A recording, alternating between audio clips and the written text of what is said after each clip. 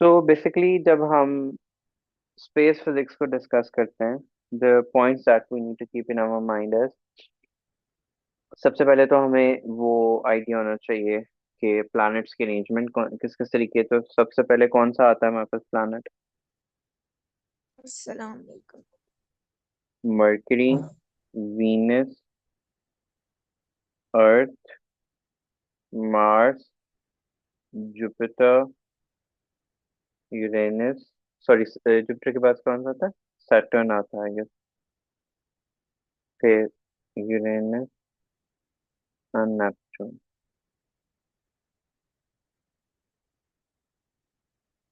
अब जो सन के क्लोजेस्ट प्लैनेट्स हैं, they are smaller in size.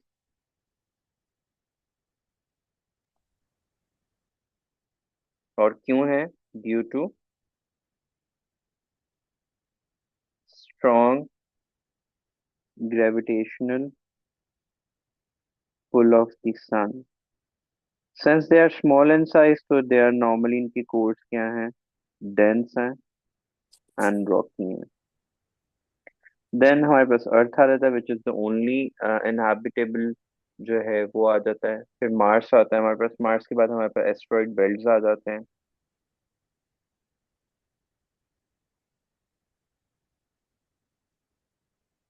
And then हमारे पास जो है, जो नेक्स्ट प्लैनेट्स आते हैं, they are known as gas giants। Why is that? Because they have more, they are, बल्कि बल्कि they are more gaseous लिख सकते हैं। They are more gaseous due to weakening of gravitational force हमारे पास। ठीक हो गया। फिर हमारे पास जो प्लूटो है, Pluto is known as dwarf planet। It's not the part of our solar system, but still वो है। हमें फिर मेट्रॉइड एंड एस्ट्रॉइड की डेफिनेशंस पता होनी चाहिए। What are meteoroids and asteroids? Amna, Yes. what are meteoroids and asteroids? I'm not too sure. Daniel? Rocky objects that orbit the sun. Rocky objects that not orbit the sun, simply rocky objects होते हैं अच्छा। that orbits the planet। ठीक है, सन का इन particular उनका होना जरूरी नहीं, क्योंकि जी। एस्टेरॉइड्स एंड मेट्रॉइड्स जो हैं वो एग्जिस्ट करते हैं स्पेस के अंदर, रॉकी होते हैं हमारे पास। The only why we call them asteroids and meteoroids, meteoroids जो होते हैं वो थोड़े स्मॉलर इन साइज होते हैं, एस्टेरॉइड्स उनसे जरा बिगर होते हैं हमारे पास। फिर हमारे पास कॉमेट्स जी। आ जाते हैं। कॉमेट्स क्या है हमारे पास? सही। आइस हाँ, मास। तक हाँ जी, फ्रोजन। हाँ जी, बॉल्स ऑफ आइस। और उनके पीछे हमारे पास एक क्या होता है? डस्ट रोकर आइस से। हाँ जी, डस्ट एंड आइस ट्रेल होती है हमारे पास, जो मोस्टली वाटर की वजह से या स्टीम जो है एक आइस जो when it moves closer to sun तो वो मेल्ट होती है। When it comes to sun, तो हमने डिस्कस करना है कि ऑब्जेक्ट्स दैट आर बिगर, या प्लैनेट्स भी बात कर सकते हैं, bigger in size have strong gravitational field।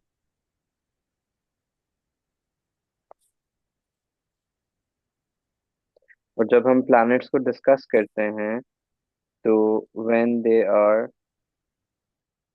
Closure to sun, अगर हम एक सर्कल बनाएं, अगर हमारे पास उनका जो शेप होती है वो क्या होती है? ऑर्बिटल मोशन इनका क्या होता है? Electrical. Orbital motion is elliptical And why is it elliptical? Due to gravitational pull of the sun. Elliptical का मतलब क्या होता है? Squashed circle. तो हमारे पास ग्रेविटेशनल पुल जो है वो इवनली डिस्ट्रीब्यूटेड नहीं होता, एंड सन इज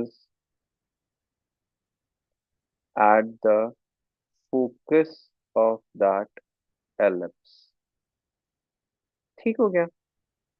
फिर हमें यहाँ पे ये करना होता है, when it's closer to sun and one is further away. So the one which are closer to sun, or when they pass closer to sun, their kinetic energy is more, which means they move past it speedily. Where जो further away होंगे, they would they will have greater potential energy due to greater distance from the sun हमारे पास। ठीक हो गया। उसके बाद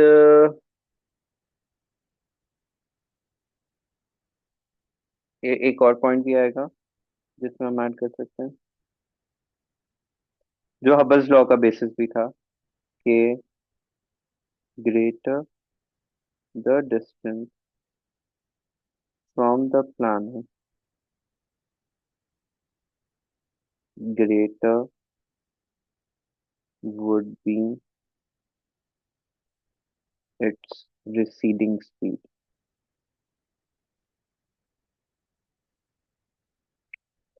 which means speed is directly proportional to d, which means is equal to h into d, and h is equal to v over d, which is known as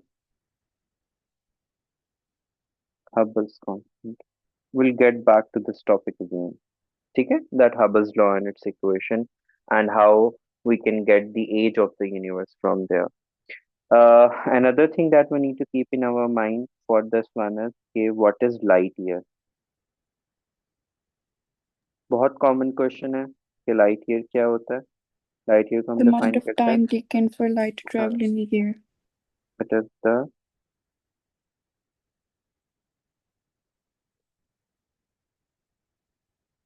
for light to travel in one year. इसके लिए formula क्या use करते हैं? v is equal to D over T होता है, तो distance होता है बेसिकली ये, not the time taken, distance travelled by light in one year. Zainab कभी नहीं सही डेफिनेशन बताना, मुझे भी कंफ्यूज कर दिया। ये आपने फिर मेरे पेपर में तो यही चेक किया था। नहीं, डिस्टेंस ही था, डिस्टेंस ट्रेवल। मैं ओवरवेल्म्ड हो गया होऊंगा ना कि तुमने कुछ चीज ठीक लिख दी है, तो मैं गौर करना भूल चलें। गया हूँ कि डिस्टेंस लिखा है या टाइम लिखा है। Distance travelled by light in one year. तो we take this formula, speed is equal to distance over time. यहाँ से डिस्टेंस किसकी इक्वल आ जाएगा? Speed into time. Since we are talking about the speed of light, तो ये किससे replace हो जाएगा? सी से। और टाइम किससे रिप्लेस हो जाएगा? वन ईयर से। So distance would be equals to c, which is 3 into 10 raised to power 8, and 1 year को अगर हम seconds में लेके जाएं तो 365 multiply by 24 multiply by 3600। तो यहाँ से distance traveled by light आ जाता है 9.5 into 10 raised to power 12 metre. ठीक है, वन लाइट ईयर की डेरिवेशन की डेफिनेशन बहुत दफा एग्जाम्स के अंदर आती है। देन यहाँ पे हमारे पास ऑर्बिटल स्पीड का एक कॉन्सेप्ट आता है। ऑर्बिटल स्पीड का फॉर्मूला क्या होता है? 2 orbital pi speed r over yes, two time. Pi R over T. यहाँ पे हमारे पास ये क्या होता है? orbital radius, and this is time it takes to complete the orbit.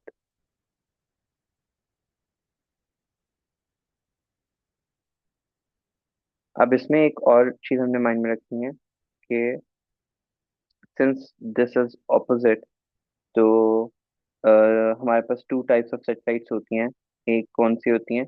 Low orbit satellite,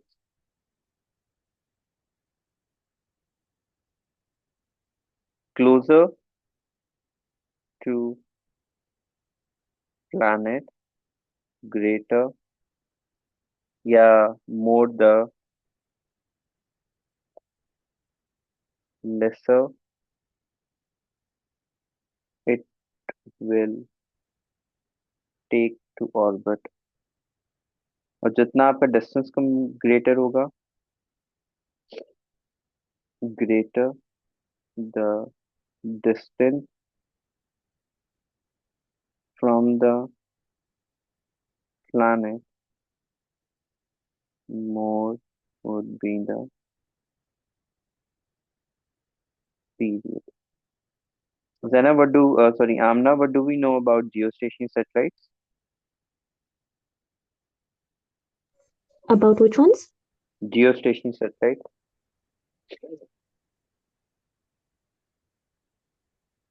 Is that part of the syllabus?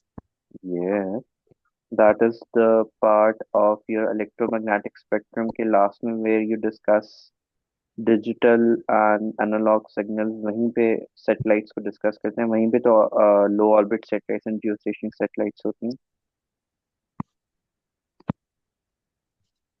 Oh, I don't think this was covered in my class. Okay Zainab, geostationary satellite. जो stationery like fix position में जो करते हैं orbit. Iftikhar. Sir ये होती हैं, ये ना एक तो लार्जर एरिया कवर करती हैं और ये ना मूव नहीं करती हैं, स्टेशनरी रहती हैं। No, whose motion is synchronized with the orbital motion of the earth. So they appear stationary, वो stationary होती नहीं है। They appear stationary because if two persons are walking side by side, so they according to them वो क्या उनकी position change नहीं हो रही है, ठीक है। So और geostationary satellites are those satellites whose orbital motion is synchronized with that of the motion of the earth. So they appear stationary, they cover larger area। वो point correct था आपका। इसी वजह से उसको जियो स्टेशनरी बोलते हैं कि they appear stationary with respect to earth. But actually क्या हो रहा है कि since their motion is synchronized with the motion of the earth, so they appear stationary. Excuse me sir. Each satellite cover 120 degrees, ठीक है। तो total 3 satellites would be required to cover complete earth. और अगर इनका motion अर्थ से synchronise है तो कितना टाइम लगेगा इनको अपना ऑर्बिट कंप्लीट करने में? 356 days। हाँ, ऑर्बिटल बोल रहा हूँ। ओ 24 दिन सर। 24 घंटे। सॉरी, घंटे। तो इसका पीरियड क्या होगा? 25, 24 hours. Am I clear up till here? Is there any question you want me to repeat? Since हमारे पास क्या होगा कि planet closer to sun are basically higher in temperature. तो हमारे पास जो सीजन्स आते हैं, तो जो फेस कर रहा होगा सन को, वहाँ टेम्परेचर क्या होगा? High. And on the opposite and क्या होगा? लो टेम्परेचर होगा।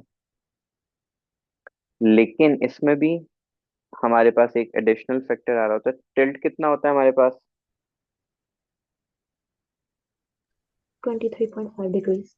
Yes, earth is not, planets जो स्ट्रेट नहीं होते but they are tilted at a 23.5 degrees.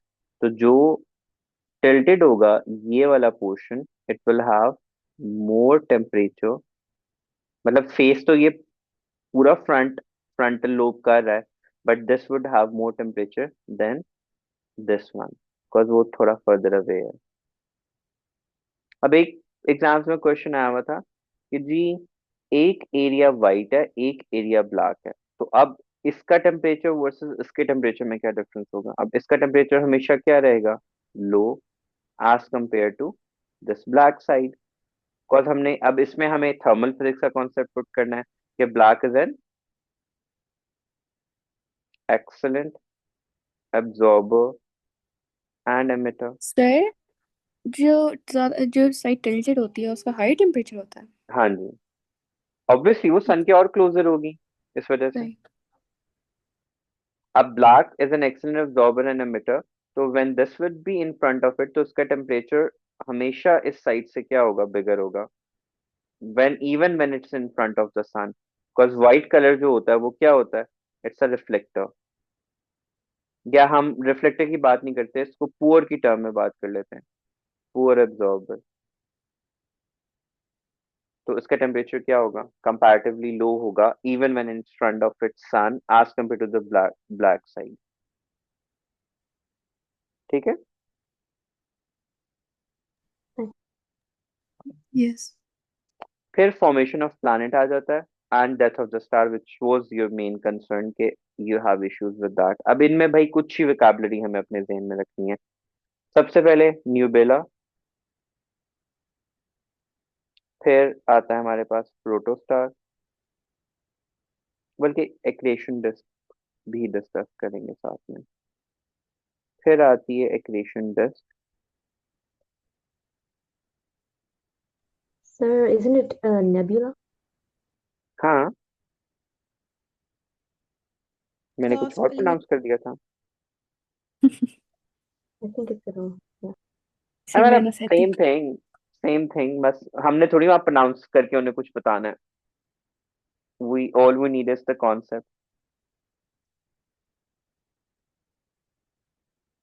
अच्छा, एक्रिएशन डिस्क आ जाती है, then we discuss about protostar, then we discuss about main sequence, then after the main sequence we go for the death of a star. अब nebula क्या है, it is the new, what is nebula. Sir dust particles और जो बाकी element होते हैं gases जब और वो डस्ट। पुल की वजह से huge साथ आ जाते ball of dust and other particles created, हैं after the death of a star. हाँ जी, at the death of the star। देखिए सर मुझे आता है, पेपर में तो नहीं लगा पाती ना। यही तो लिख के आई। at the death of the star, ठीक है। it serves as the primary building block for the creation of star। ठीक है। न्यूबेला जो होता है it has elements with atomic mass greater than iron as well। Nubella is always created at the death of another star। Explosion होता है when death जो हो रही होती है, तो explosion में Nubella is formed, और वो Nubella जो है it acts as a primary ingredient कह सकते हैं for the formation of another star। ठीक है। So सो ये आपने क्या लिखे, primary building building block. block for the creation of star। Building. इतनी अच्छी राइटिंग में मैंने लिखा हुआ है। अल्लाह सर, बस मैंने कहा ये क्या बुचरी लिखा है, बुलेटरी। मैं बोल भी तो रहा हूँ मुंह से। जी जी sir.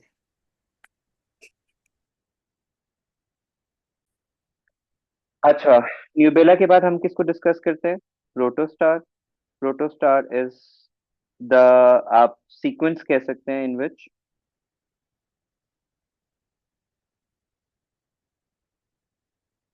Star is still gathering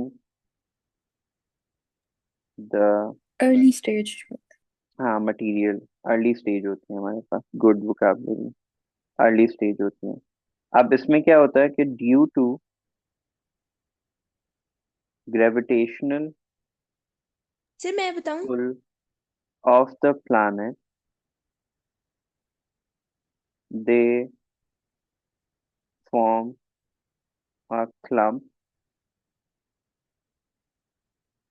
So इस जो इनवर्ड अट्रैक्शन हो रही है, this inward pull of gravity की वजह से देयर इज फ्रिक्शन, जिसकी वजह से टेम्परेचर क्या होता है? Start increasing. This process continues, and when the temperature is just appropriate for the fusion reaction,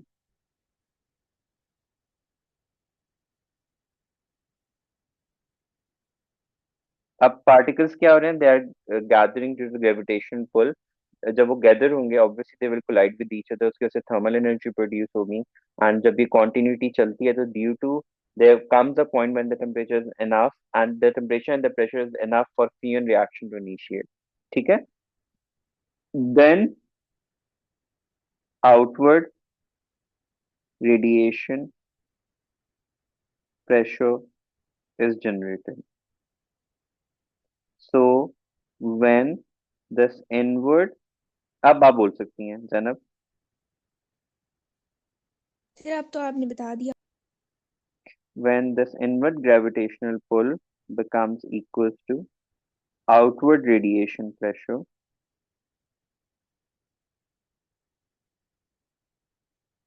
stable star is formed.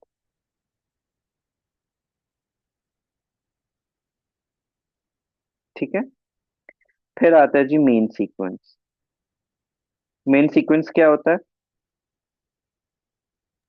Sir What is जो main? लाइक क्या बनता सर है? Main sequence. Hmm, 8 solar masses से कम और ज्यादा नहीं, जो होता है ना तो नहीं, डिसाइड कर नहीं। क्या Aamna, what is main sequence?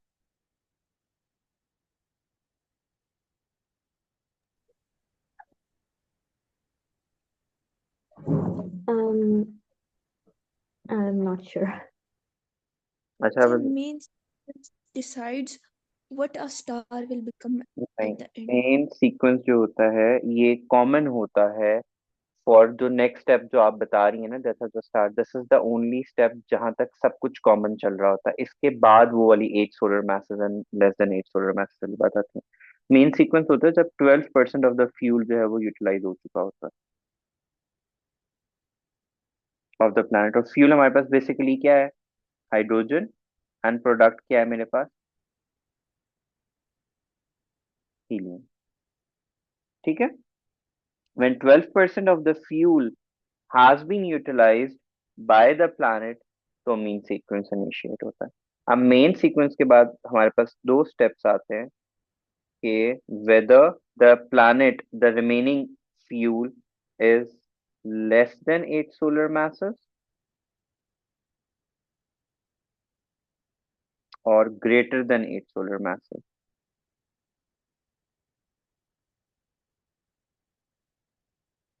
यहाँ तक क्लियर है? यहाँ तक कोई question?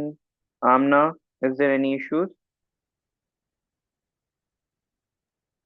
What exactly is a solar mass? Solar mass वो सन का मास जो होता है, Okay.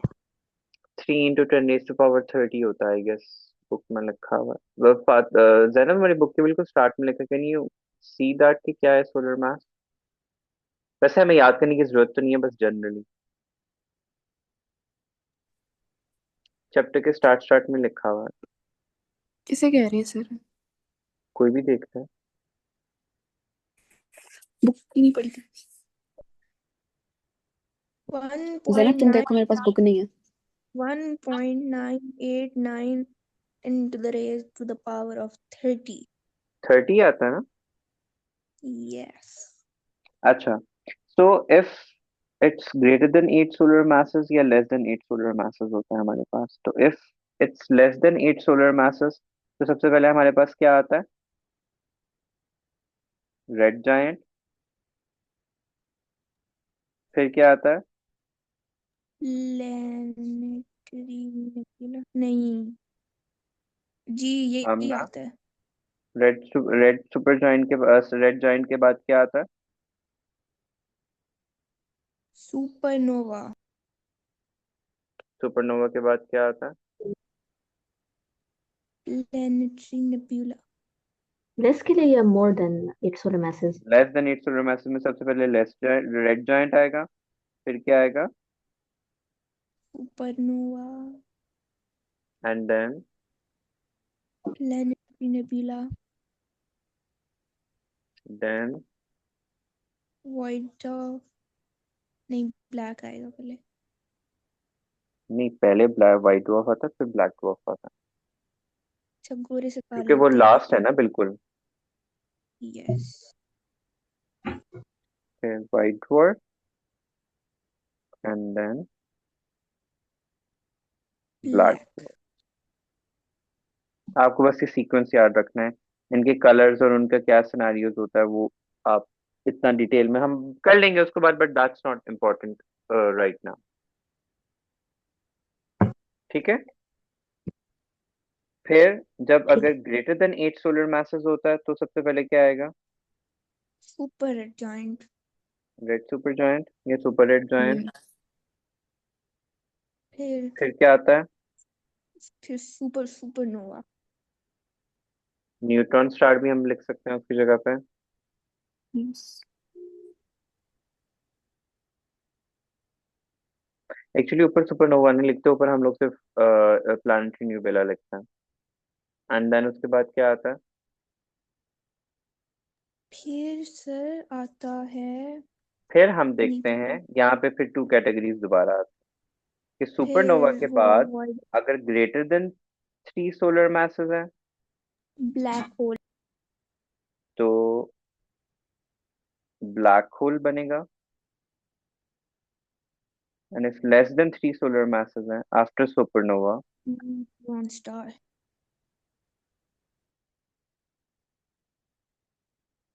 तो उसमें हमारे पास क्या आता है?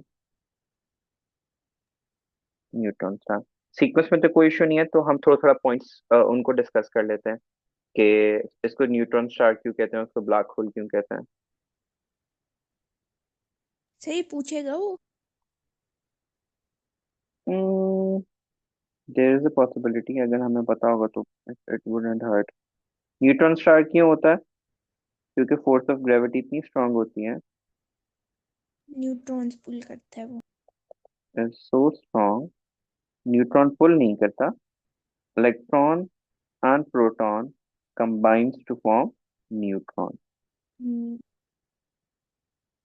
एंड ब्लैक होल क्योंकि इतना मैसिव होता है, उसमें ग्रेविटेशनल पुल इतना स्ट्रांग होता है, pull is so strong that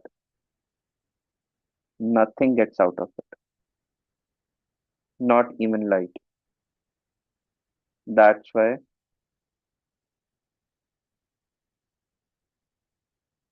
it's a black hole. Strong gravitational pull होता है हमारे पास।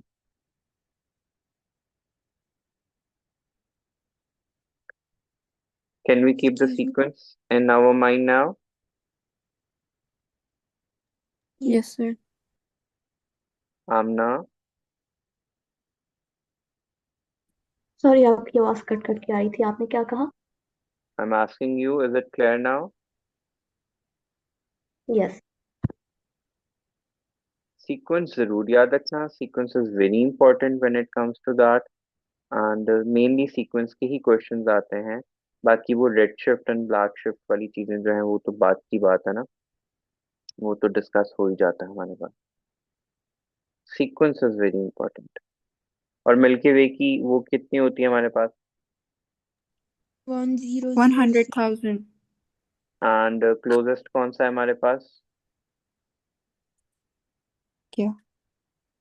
प्लैनेट, वो सॉरी मिल्की वे। मिल्की वे क्या है बल्कि हमारे पास, सॉरी। गैलेक्सी। गैलेक्सी। यहाँ से मैं ये रिमूव करा क्योंकि हम सुपरनोवा को यहाँ पे डिस्कस नहीं करते, प्लैनेटरी नेबुला आता है and then white dwarf and वो। सुपरनोवा हम ग्रेटर देन 8 सोलर मासेस में ऐड करते हैं। और क्लियर अप टिल है। Yes sir. सर मेरा सवाल सुनने। हम्म। सर हमने कौन सा ये ब्लैक होल देखा हुआ है, तो हमें कैसे इतना पता चल जाता?